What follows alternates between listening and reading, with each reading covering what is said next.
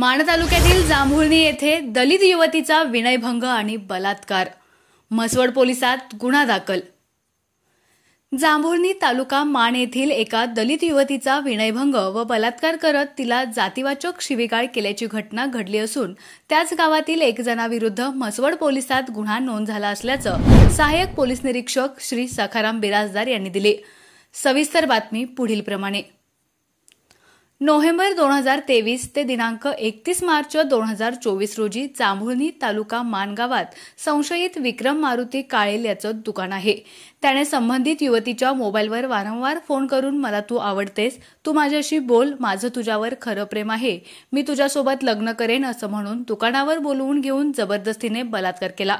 त्यानंतर वारंवार माझी बदनामी करण्याची तसेच जिवंत ठेवणार नाही अशी धमकी देऊन त्याने त्याच्याकडे असलेले 2 पिकअप वाहनातून बाहेर माळरानावर आडबाजूस नेऊन वारंवार माझ्या इच्छेविरुद्ध शारीरिक संबंध ठेवले।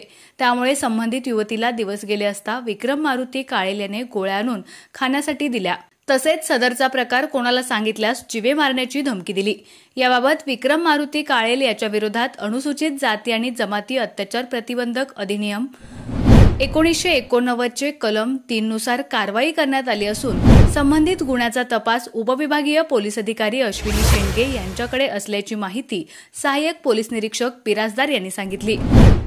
आपला आवाज न्यूज नेटवर्कसाठी एकनाथ वाघमोडे।